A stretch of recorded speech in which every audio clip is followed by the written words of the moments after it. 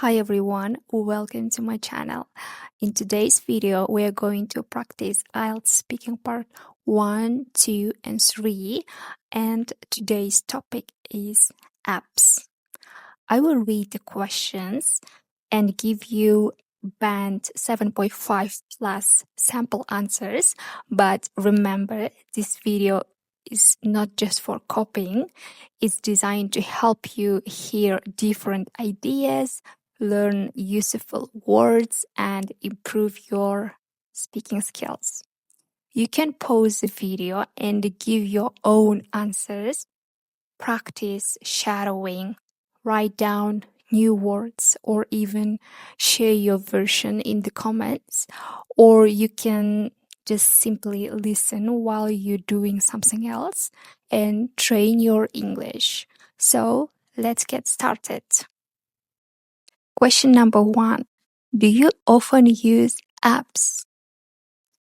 Yes, absolutely. To be honest, I rely on apps on a daily basis, whether it's for communication, productivity, or entertainment. They make my life far more convenient. For instance, I use messaging apps to keep in touch with my friends, fitness apps to track my workouts, and educational apps to brush up on my English. So overall, apps have become an integral part of my daily routine. Number 2, what are the most popular apps in your country? Well, in my country, social networking apps like Instagram and TikTok are extremely popular, especially among young people. In addition, messaging platforms such as WhatsApp are widely used for personal and professional communication. Recently, online banking and delivery apps have also taken off, mainly because people value convenience and time efficiency. Would you spend money on an app? Yes, I would, if it helps me improve my skill, manage my time more effectively, or boost my productivity. Then I see it as an investment rather than an expense. That being said, I wouldn't splash out on purely entertainment-based apps. Have you ever deleted an app? Yes, quite a few times. If an app drains my time, bombards me with ads, or doesn't live up to my expectations, I don't hesitate to delete it. In fact, from time to time, I remove social media apps in order to cut down on distractions and stay focused on my priorities. Part 2. Describe a useful app. What it is, how you heard about it, what it does, and why you find it useful. So now I'd like to describe a habit tracking app called Habit, which I have been using for quite some time now. I first came across it when I was searching for ways to become more disciplined and consistent with my daily routines. A friend of mine recommended it, saying that it helped her stay on track with her goals, so I decided to give it a try. Basically, Habit app is a productivity app that turns your habits into a kind of role-playing game In other words, it gamifies self-improvement. You create daily goals, set long-term objectives, and track your progress. Every time you complete a task, you earn points, unlock rewards, and level up your character. As a result, even boring tasks feel more engaging and motivating. And what I find particularly beneficial is the sense of accountability it creates. Instead of putting things off, I feel encouraged to tick tasks off my to-do list. And moreover, the visual progress tracking allows me to how far I have come, which boosts my motivation significantly. And all things considered, this app has helped me build self-discipline, improve my time management skills, and develop healthier habits. So that's why I genuinely believe it's one of the most useful apps I have ever downloaded. Part 3. Are apps useful or distraction? I believe they can be both. On the one hand, apps enhance productivity, facilitate communication, and provide instant access to information. On the other hand, social media apps can be incredibly addictive and time-consuming. Ultimately, it boils down to self-control and how responsibly individuals use them. How do people stop themselves getting distracted by apps? There are several strategies people use to tackle this issue.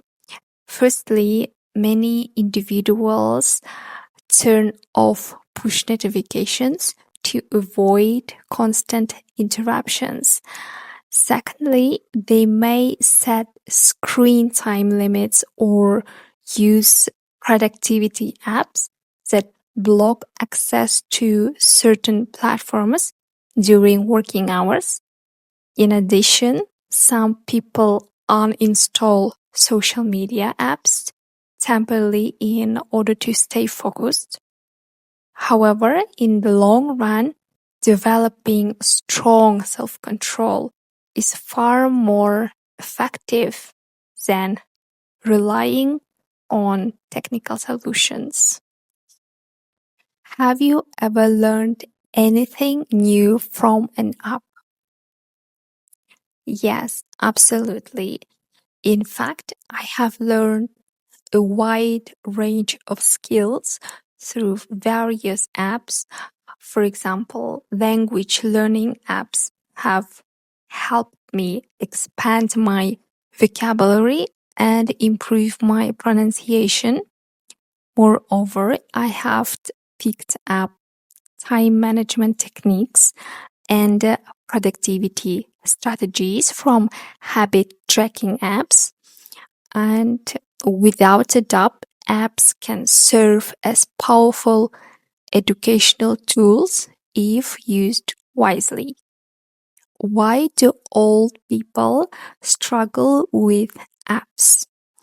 One major reason is a digital divide between generations. Many elderly people didn't grow up with smartphones or digital technology, so they may find modern interfaces confusing or overwhelming. Furthermore, rapid technological advancements make it challenging for them to keep up with constant updates and new features. That being said, with proper guidance and practice, many older adults can gradually adapt.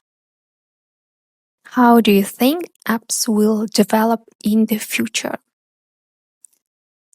In the future, I believe apps will become increasingly personalized and AI driven. They will likely analyze users' behavior patterns and provide recommendations based on individual preferences.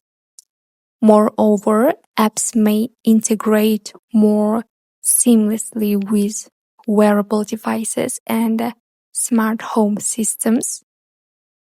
As a result, they could become even more efficient, intuitive, and indispensable in everyday life. Can apps help us improve our health? And how? Yes, definitely. Health-related apps can monitor physical activity, track calorie intake, and analyze sleep patterns. For example, fitness apps encourage users to stay active by setting daily goals and sending reminders. In addition, meditation apps help reduce stress level and improve mental well-being. And by collecting and analyzing, these apps enable users to make informed decisions about their lifestyle. How do you differentiate between a good app and a bad one? I would say a good app is one that is easy to use, reliable, and designed with a clear purpose. And it usually has a simple interface, works smoothly without many technical problems, and protects users' personal data. By contrast, a bad app is often full of advertisements, doesn't function properly, or doesn't really provide the features it promises. For that reason, when evaluating an app, I mainly look at its usability and credibility. Do children in your country use apps? Yes, quite often. These days, many children start using smartphones at a very young age. Most of them use apps mainly for entertainment, such as watching videos and playing games. However, more and more children are also using educational apps to help with their studies. At the same time, many parents and teachers are concerned about amount of time kids spend on screens. What is the downside of using apps for educational purposes? One possible drawback is becoming too dependent on technology. If students rely too much on educational apps, they might not develop important skills like critical thinking and problem solving. In addition, spending long hours looking at screens can affect their eyesight and make it harder to concentrate. And over time, this may also reduce real-life social interaction. That's why it's important to use educational apps in moderation. And that's it for today's IELTS speaking practice. Remember, the key to getting a high score is not memorizing answers, but learning how to develop ideas naturally and keep practicing, keep speaking. See you in the next video.